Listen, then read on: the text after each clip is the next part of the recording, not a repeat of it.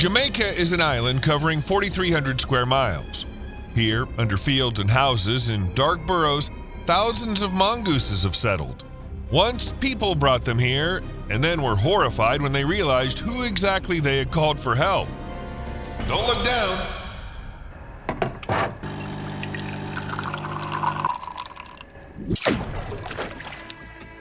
An unobtrusive reminder to do that thing under the video. For centuries, sugarcane stood at the very core of the Caribbean economy. In the 18th, 19th, and 20th centuries, the islands were covered with endless green fields and echoed with the hum of sugar mills turning cane into sweet gold. All in all, it's idyllic. But as so often happens, the dream soon turned into a nightmare.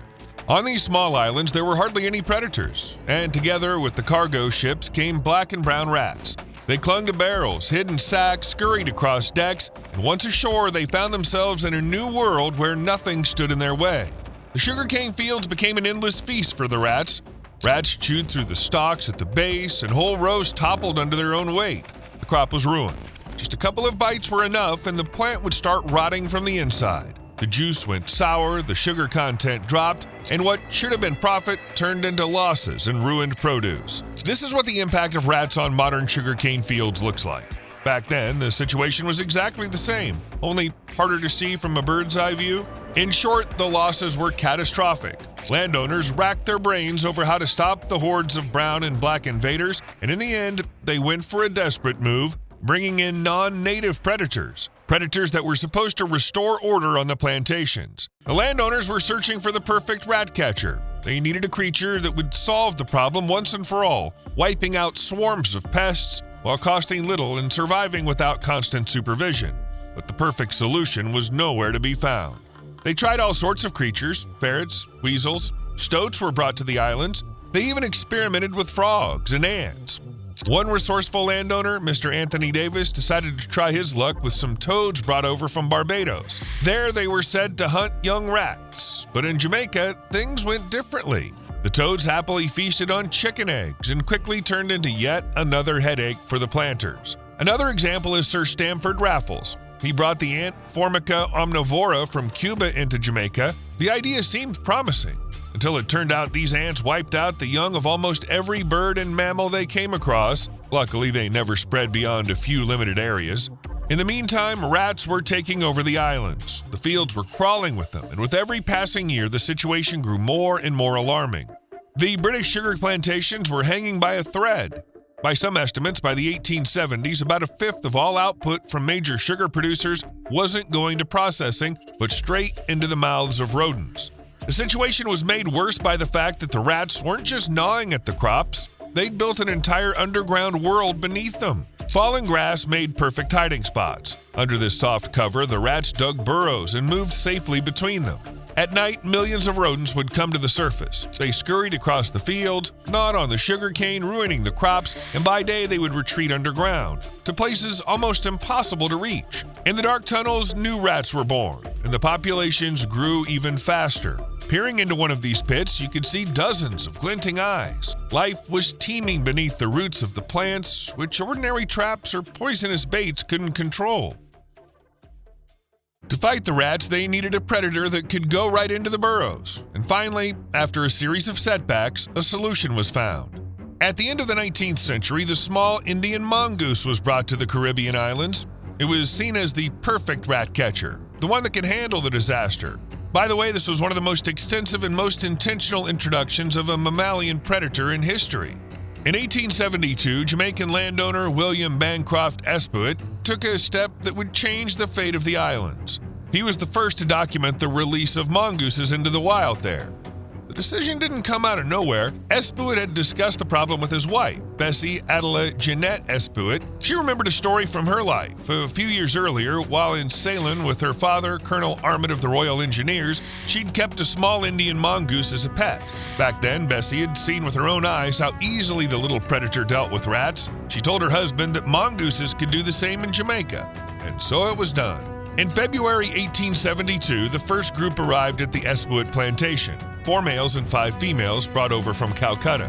It seemed like another gamble, no better than the previous failures, but the results surprised everyone. The animals multiplied quickly, and within a few months, the number of rats had noticeably dropped. 6 months later, Espeut noted there was clear, undeniable proof that the rats had become less of a threat than ever before. Naturally, demand for mongooses soared. One by one, neighboring estates reported the same. The crops were no longer disappearing into the mouths of rodents.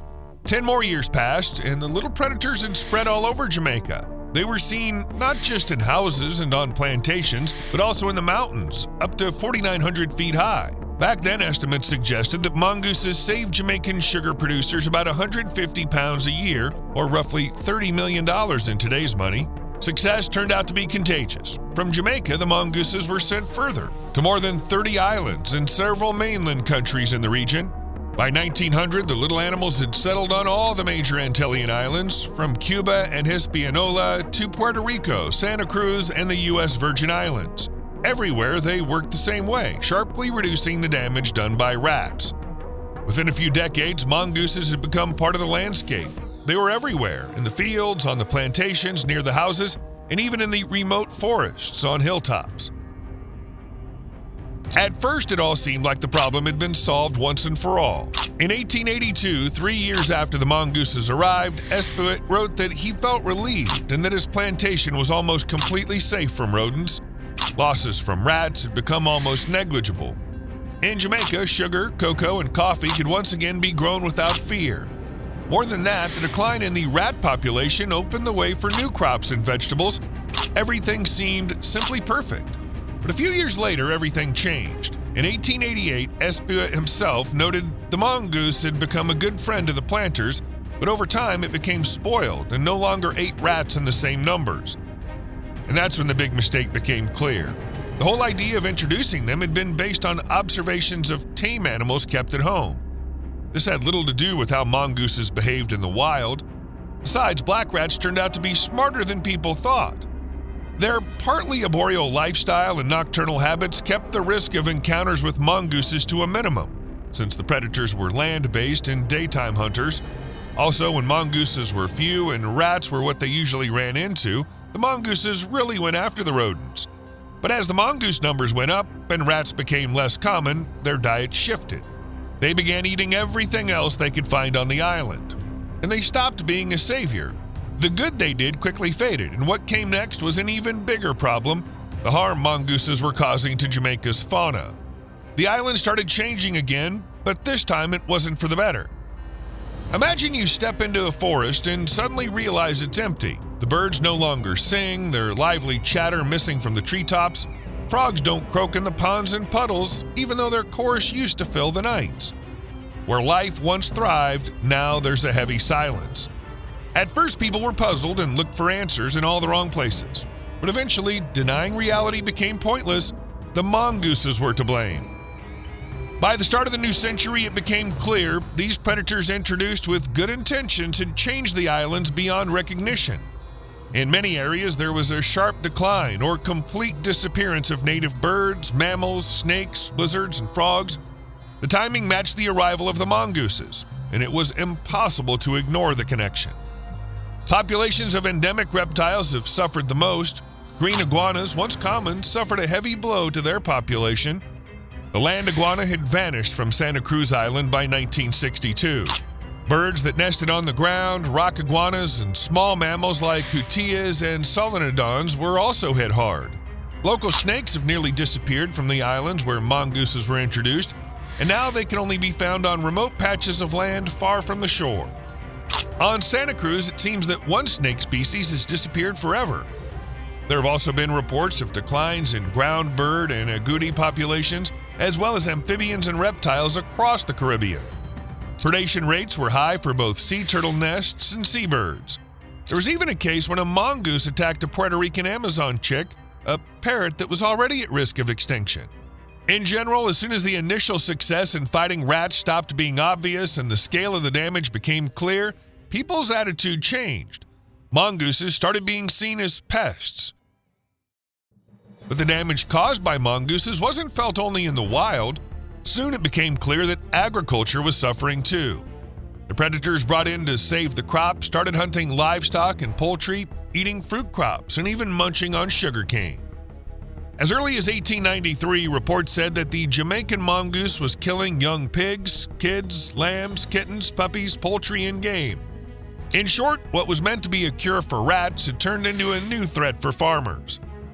The mongoose proved to be a widespread omnivorous creature devouring anything that crossed its path. In their native India, mongooses lived side by side with about 6 dozen other predators, from jackals and badgers to tigers. There, they were part of a balanced system.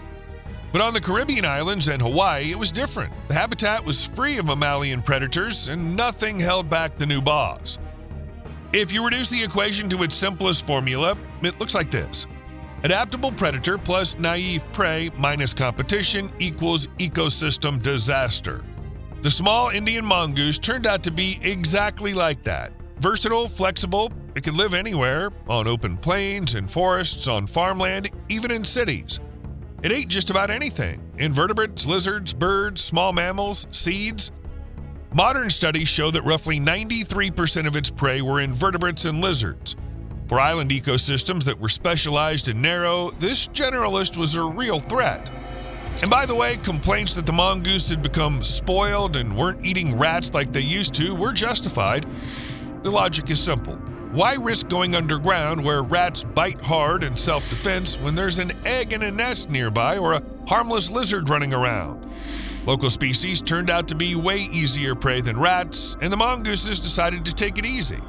By the 1890s, British naturalists and colonial administrators were already fully aware of the consequences of the mongoose invasion.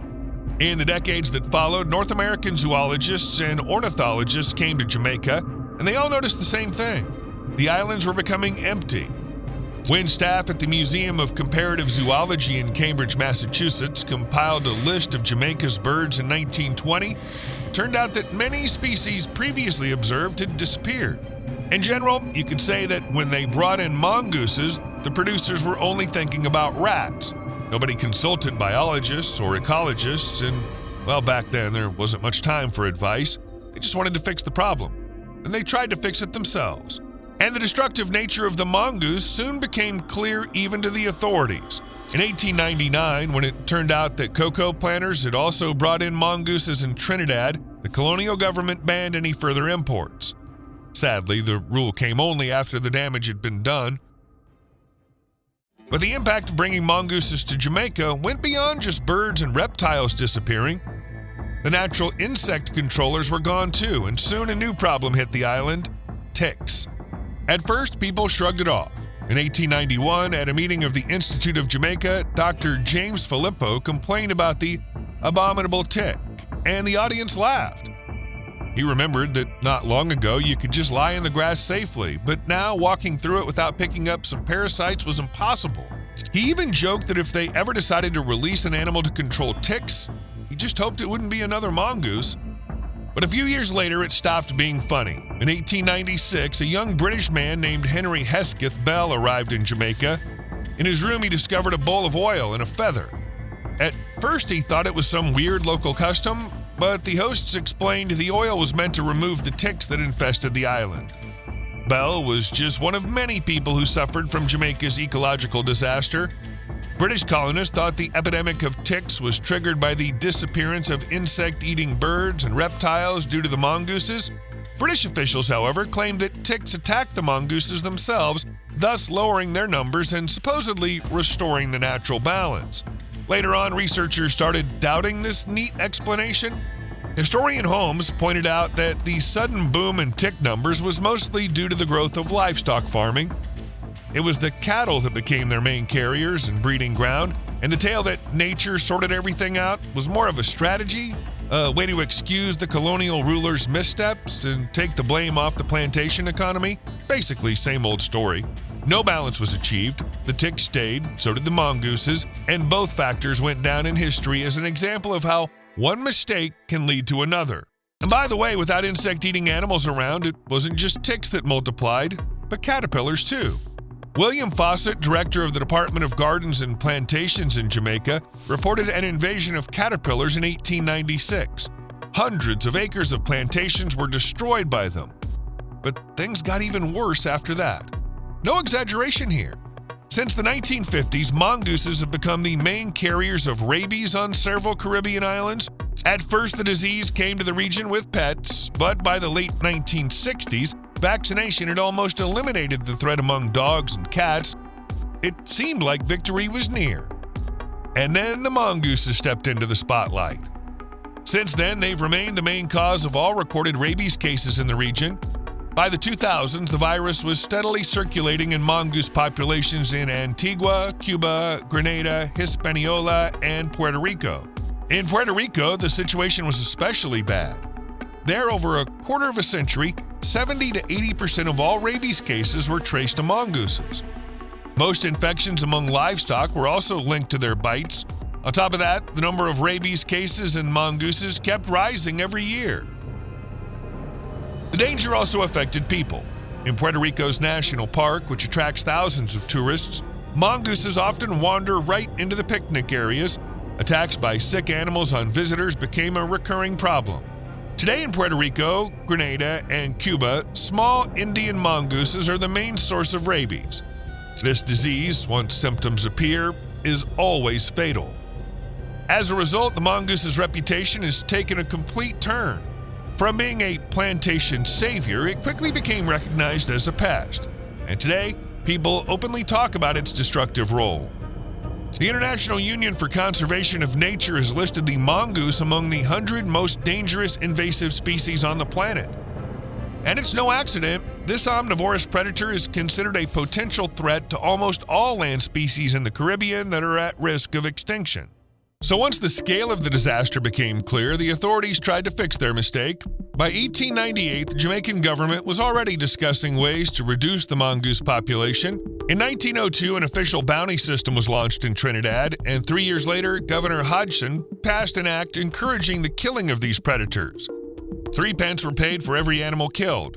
From that point on, the colonies got a new understanding. It's a good thing when there are no mongooses on your land. But getting rid of them completely turned out to be impossible. A large-scale population control campaign was carried out only once on tiny Buck Island off the coast of Santa Cruz. For a few weeks, mongooses were caught everywhere, and it seemed like the animals could be wiped out completely. But as soon as the trapping stopped, the little creatures came back. The situation was the same in Puerto Rico. Even during the 2000s, mongooses were regularly trapped right in the tourist spots of the Caribbean National Forest. And there's no telling if it actually made any difference to their total population. At the end of the 20th century, more radical methods appeared. In the early 1980s, the Cuban government launched the largest control program. Over 1 million eggs treated with strychnine were scattered across the country. Each day, at least 500 people in each municipality took part in spreading the eggs, but even on that scale, it didn't work. The populations held strong. A bit earlier, in the 1970s, Grenada took a different approach. There, 840,000 bait stations with sodium fluoroacetate were placed in areas where rabies were especially widespread. Early reports said the mongoose numbers went down, but 6 months later, trapping showed the populations had bounced back to their original levels. But it's not so clear-cut. Although mongooses really did play a role in the decline of many species, most of the evidence is circumstantial. They were likely just one factor among several, since a lot of species were already disappearing before mongooses even showed up on the islands. The earliest alarming reports about their harmful effects came from Espuit himself. He wrote that after mongooses appeared, the numbers of land birds and reptiles did drop, but this drop was minor compared to what rats and snakes caused. Moreover, studies at the level of entire ecosystems have been extremely rare. But why bother when you can just blame it all on a single predator? As biologist Hoagland pointed out, every island is its own story, and species interactions vary. The reality with mongooses is far more complex than any simple diagram could show. There are other explanations too. For instance, many island birds suffered from diseases carried by mosquitoes, which humans also brought here. That alone could have been the key factor in the species' disappearance. And when it comes to the drop in local lizard numbers, the arguments against mongooses are also rather indirect. Overall, there's simply not enough data to draw confident conclusions. And yet, people haven't given up trying to get rid of mongooses. Around the world, at least 60 islands have become home to these introduced predators, and only on 6 has it been possible to wipe them out completely. For example, in North America, where a few of the first individuals ended up in Florida on Dodge Island, the little creatures failed to take hold. Today, mongooses live on 33 islands in the Caribbean, and on many of them, there's no government oversight. Attempts to wipe them out are like chasing a ghost. In the 1970s, the Virgin Islands Division of Fish and Wildlife managed to eliminate the population on Leduc Island using metal tomahawk box traps with meat bait. In the 1980s, it was Buck Island's turn, and it took 2 attempts to clear it. Since then, it's remained mongoose-free, but such victories are few and far between. There were campaigns in the French territories, too. On the island of Fajou, they used the same box traps and possibly secondary poisoning, a side effect of killing rats and mice with bait, but more often the result was the opposite. Attempts on Pineros in Puerto Rico ended in failure, as well as the very first operation on Buck Island. In Puerto Rico, the fight goes on even today. The U.S. Forest Service sets aside about $10,000 each year to support 2 staff members who periodically set traps and catch the animals. Jamaica isn't backing down either. In 1997, the Jamaican Iguana Recovery Group launched a campaign in the Hellshire Hills. Their main aim was to save the rarest land lizard from disappearing. The traps are operational every day, and so far they've caught more than 1,000 mongooses. Yet even here, progress is relative. The program costs roughly $400,000 a month per person, and the mongooses aren't giving up. Overall, fully getting rid of the mongooses is most likely not going to work. Every effort runs into one major problem. These creatures recover way too quickly. Taking them out doesn't have a long-term effect, and once you remove a population from one area, the closest animals move back in. Pregnant and feeding females replace the losses, and in just 2 months, the numbers are back to normal. One experiment made this especially clear. In 6 days, the team euthanized 91 mongooses, roughly 88% of the population, on a 0.4 square mile plot. The result looked obvious. Yet, just days after the culling, migration from nearby areas started. 7 weeks on, the density had completely recovered. Afterwards, the researchers confessed they thought the population would stay down for a few weeks at least, but even that didn't happen. There's another problem. The more actively mongooses are culled, the higher the risk of rabies spreading. Yes, it might seem illogical since mongooses are the ones carrying rabies, but that's exactly how it works.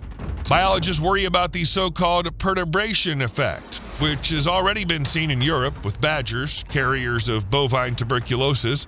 After culling, the disease among cattle didn't decrease, it actually got worse. The reason is a change in behavior. Culling breaks social bonds and hierarchies, so the remaining animals start roaming more, forming new connections, fighting, and interacting with each other more often. This is especially noticeable in territorial species. In the end, infections actually increase compared to stable populations. Same scenario could happen in the Caribbean if people seriously tried to wipe out mongooses completely. In practice, completely wiping out mongooses is almost impossible. Think about it. As I mentioned, it took a team of 5 people working full-time just to clear an area of less than 0.4 square miles. And it took them 6 days in a row. So theoretically, if you were to wipe out mongooses across the entire island, the population wouldn't bounce back. But for any large island, theory stays just theory. Even methods that seem universal don't work. Poison baits dropped from planes get caught in thick tree canopies and don't always reach the ground where the animals can eat them. And every little detail like that makes completely eradicating mongooses even less feasible. So scientists are increasingly saying trying to control population numbers over big areas doesn't make sense. We should focus on the main danger, rabies. Oral vaccination is considered a possible solution. It can, for instance, be used in small populations to reduce the spread of infections. One thing experts agree on, it's already impossible to completely eradicate these predators because it's too late. This could have been done back in the 19th century, but now it's crucial to find new ways to at least soften their impact. In this sense, the story of mongooses isn't any different from that of cane toads in Australia. You can't get rid of them, but you can minimize the damage. You owe me a like. See you later.